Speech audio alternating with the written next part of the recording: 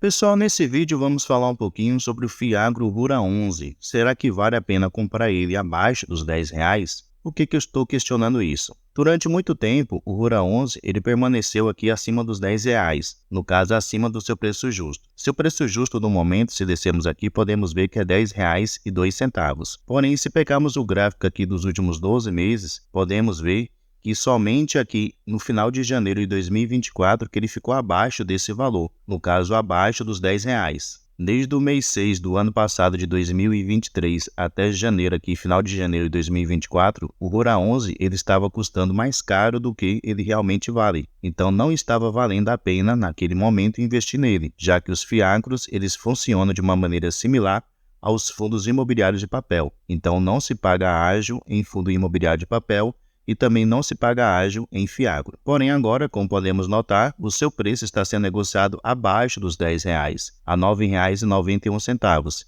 Será que esse seria um bom momento para se investir no Rura 11, que é considerado aí por muitos um dos melhores fiagros para se investir? É o que vamos analisar aqui no vídeo de hoje. Sempre lembrando que o vídeo não é indicação nem de compra nem de venda de nenhum ativo.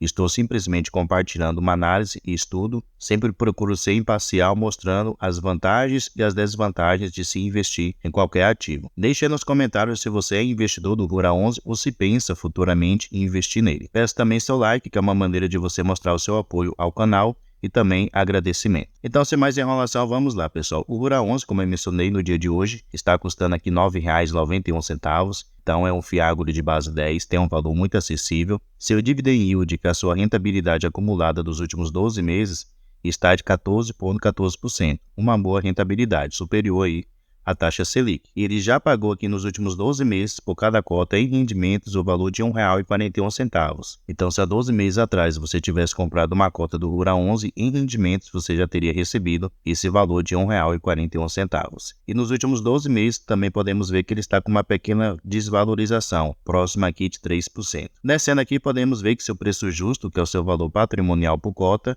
é R$ 10,02. Esse daqui seria o preço justo do Rura 11. Porém, como vimos aqui em cima, está custando R$ 9,91. Então, seu preço atual está abaixo do que seria o seu preço justo. Por isso que seu preço PVP está de 0,99. Ele está aí com um pequeno desconto de 1%, já que é uma pequena diferença também do que seria o seu preço justo para o seu preço atual. Lembrando, pessoal, que sempre que o preço PVP de um ativo estiver abaixo de 1, quer dizer que ele está com deságio, no caso, custando mais barato. E se ele estiver acima de 1, quer dizer que ele está com ágio, custando mais caro. E como eu falei lá no início, não se paga ágio, não se paga mais caro em fiagros e fundos imobiliários de papel, já que eles funcionam da mesma maneira, só muda aí o segmento. O fiagro é do setor agro e os fundos imobiliários de papel do setor imobiliário. Atualmente, o Rura 11 ele tem um patrimônio aqui de 1,6 bilhão de reais, então é um dos maiores fiagros que atualmente existe. Tem um caixa muito bom de 118 milhões, disponível aí para futuros investimentos ou para poder pagar despesas, e conta com um pouco mais de 67 mil cotistas. Além disso, tem uma liquidez média diária próxima aqui de 3 milhões. Seu último rendimento anunciado foi correspondente ao mês de março, que ele pagou aqui no mês de abril, e foi o valor de 10 centavos por cada cota. Isso correspondeu a um rendimento no mês de 1%. E aqui embaixo a gente pode ver o seu histórico de pagamentos de dividendos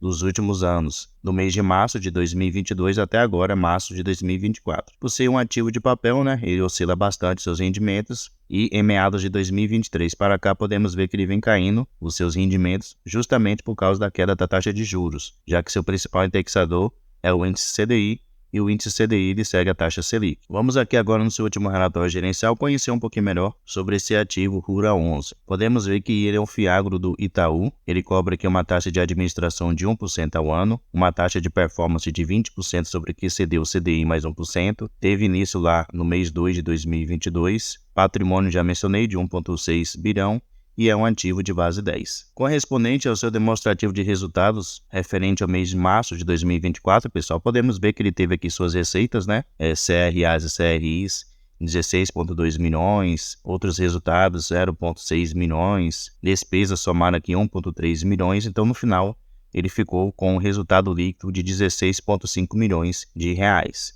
E ele pagou em rendimentos exatamente o valor que ele gerou, 16,5. Então nem mais nem menos, o que ele gerou ele pagou de rendimentos para os seus cotistas. Descendo mais um pouquinho aqui, podemos ver o seguinte, que atualmente o seu portfólio está correspondendo a uma rentabilidade de CDI mais 4,1%, que é uma boa rentabilidade. Aqui embaixo a gente pode ver a sua exposição por região, no caso, as regiões que atualmente seus devedores têm atuação. Podemos ver que ele é bem disparado aqui em várias regiões do país, porém ele tem uma concentração maior aqui no estado do Mato Grosso e também Minas Gerais e Goiás, com 10% cada um. Podemos ver também com respeito à sua exposição setorial, no caso o setor de atuação dos seus principais devedores. Então é um fiagro muito diversificado. É o fiagro que atualmente tem mais diversificação, é justamente o Rural 11. Observem só a quantidade de segmentos que atualmente ele tem. Apesar de ele ter uma exposição maior aqui no segmento de açúcar e etanol, com 15%, porém ele é muito diversificado e isso minimiza eventuais riscos, né?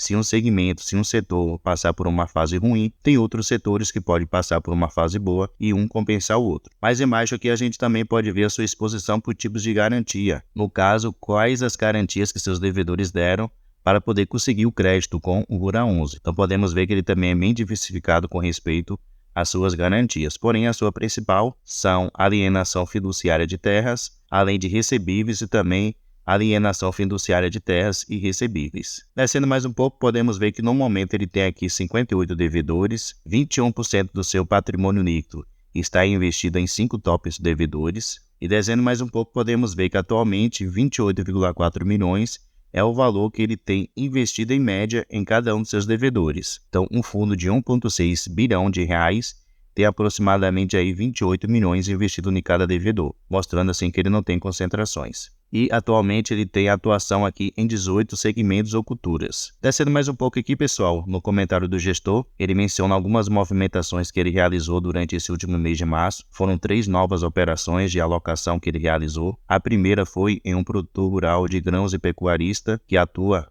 no Tocantins e Goiás, teve aqui como garantias a alienação fiduciária de terras. Sua segunda alocação foi uma revenda de máquinas agrícolas do Mato Grosso, que teve como garantia a alienação fiduciária de imóveis rurais, além de recebíveis de venda. E sua terceira alocação foi em uma usina de açúcar e etanol localizada no estado de São Paulo.